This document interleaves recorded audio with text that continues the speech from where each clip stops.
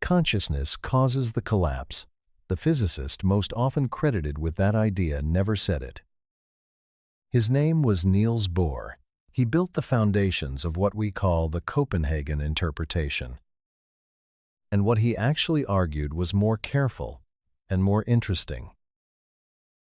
In the 1920s, physicists discovered that when they tried to measure a quantum particle, the act of measuring seemed to change it. Before measurement, a wave spread across many possibilities. After, a single definite outcome. And a story spread with it. That the observer causes the collapse, that a conscious mind reaches into the quantum world and makes reality definite.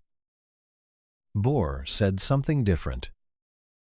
He said a measurement is an uncontrollable physical interaction between the quantum system and a classical apparatus. Not a mind, not awareness, an apparatus. A Geiger counter, a photographic plate, a photon colliding with an electron. No one watching required. Half a century later, a physicist named Wojciech Zurek worked out the physical mechanism in detail.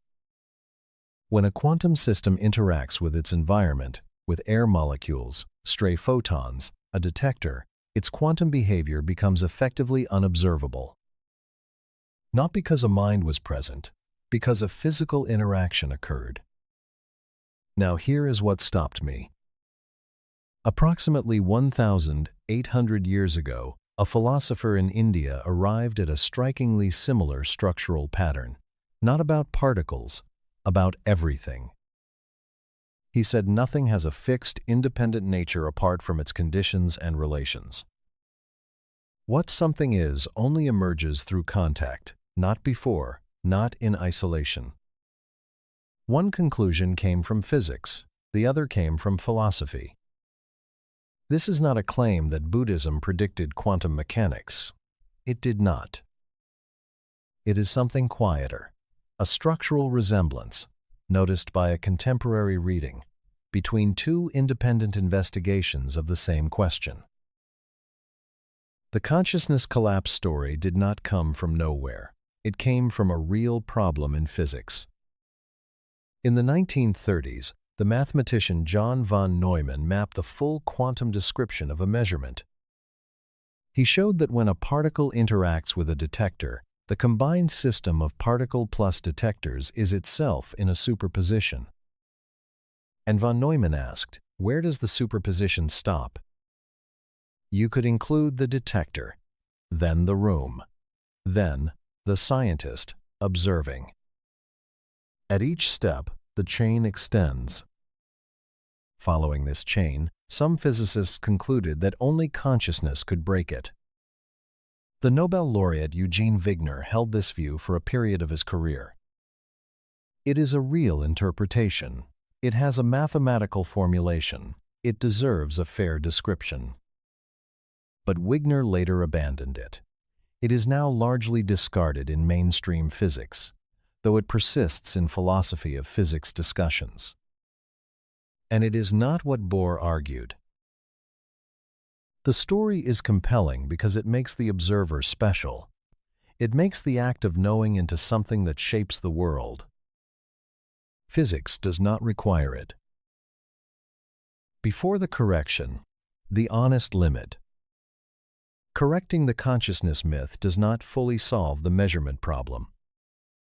The deeper question, why a single definite outcome occurs at all rather than a superposition of outcomes, remains genuinely open. Different interpretations, many worlds, Bohmian mechanics, objective collapse theories, answer it differently. None has won. This video addresses only the narrower question: does a measurement require a conscious mind? The answer, from Bohr forward, is no. So what did Bohr actually argue? He said there is a divide between the quantum system being studied and the classical apparatus doing the studying.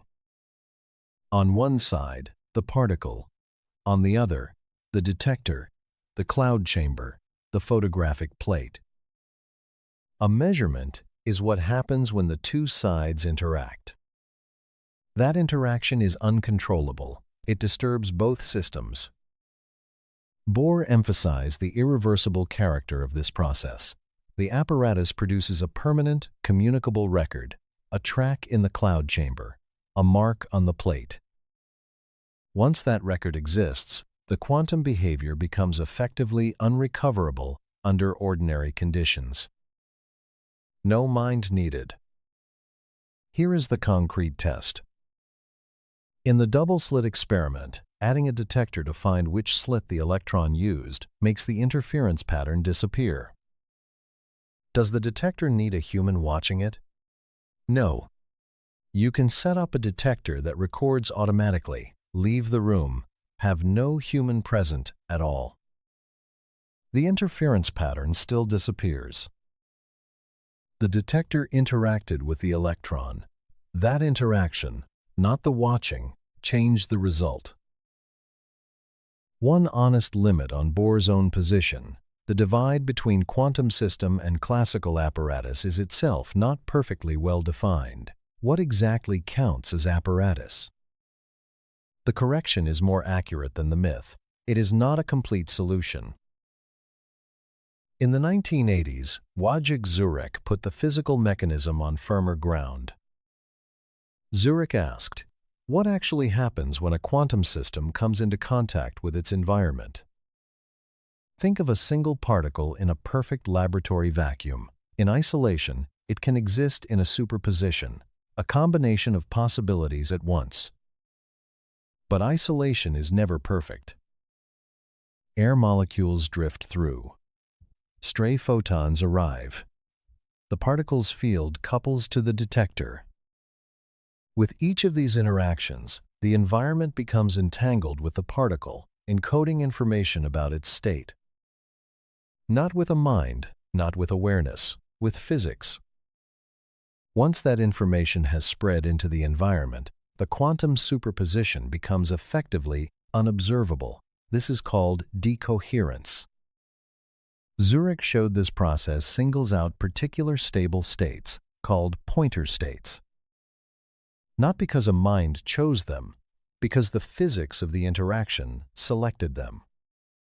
The pointer on an instrument settles to a position not because you read it, but because its quantum state has already become entangled with the apparatus. You read it comes later. Physics happened first. And notice what this means for the universe at large. Environmental interactions that suppress quantum coherence were occurring long before any conscious mind existed. Stars interacting with gas clouds, photons scattering off dust, every interaction leaving a physical record in the environment.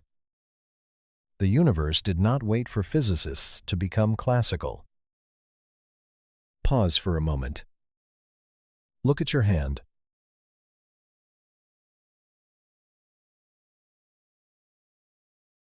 It seems solid. Here. Its properties feel as though they belong to it, independent of everything else.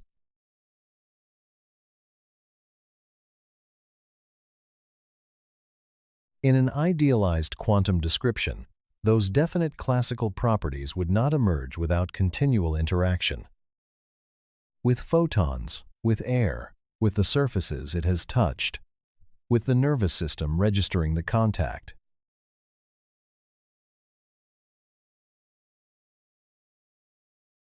The solid world is downstream of the interactions, not the other way around. And a philosopher working approximately 1,800 years ago arrived at a version of the same picture, not through experiment, through the careful examination of what it means for anything to exist at all. A philosopher named Nagarjuna was writing in India in the 2nd century of the Common Era. He was not doing physics. He was asking a philosophical question that turns out to have a structurally similar shape. What does it mean for something to exist?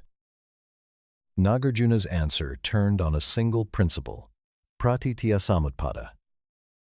The word means dependent origination. Nothing arises on its own. Every phenomenon exists only through causes and conditions. When those conditions are present, it appears. When they change, it changes. Without them, nothing stands alone. Nagarjuna took this further. He equated dependent origination with emptiness. Shunyata. Emptiness does not mean nothingness. Hold that clearly. It means the absence of svabhava. Svabhava means independent, intrinsic, self-standing nature, a fixed property that belongs to a thing regardless of all relations and conditions. In chapter 24 of his central work, the Mulamadhyamaka Karika, verse 18, Nagarjuna states, "Whatever is dependently arisen, that is explained as emptiness. That, being a dependent designation, is itself the middle way." This verse is the pivot of his whole system. A table exists, he says, but only as wood and nails and a carpenter and a concept and a use. Remove all conditions and relations, and nothing stands on its own. The same is true of the self, the same is true of everything.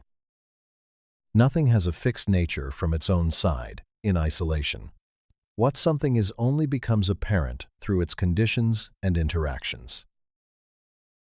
A contemporary reading notices this. Place the two accounts side by side. Decoherence explains why definite classical states emerge observationally through interaction with the environment, not through a mind, through physical contact. Nagarjuna says no phenomenon has svabhava, no fixed independent nature of its own. What exists, exists only through relation and condition. The structural pattern is similar.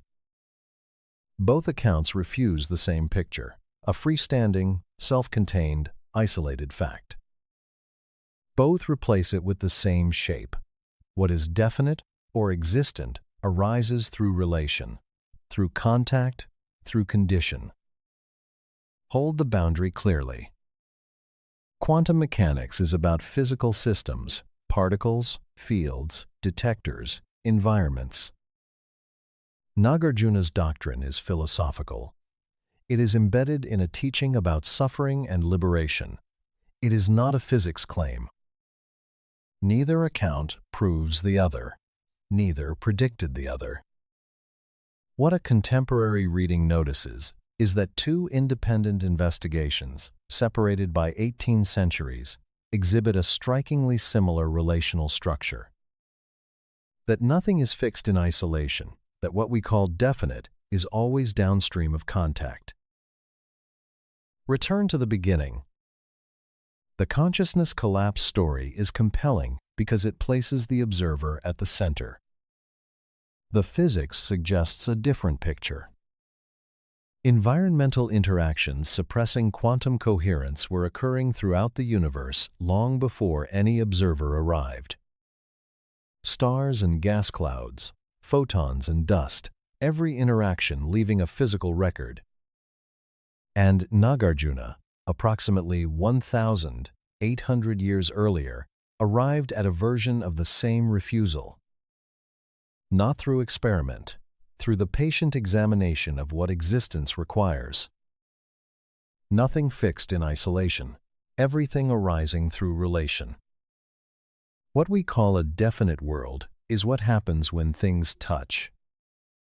Not a ghost in the machine, just the machine, doing what it does, touching, and in touching, becoming. Ancient wisdom, quantum mystery, direct knowing. This is quantum gnosis. If you want to see where this question leads next, that investigation is on your screen now. And in the description,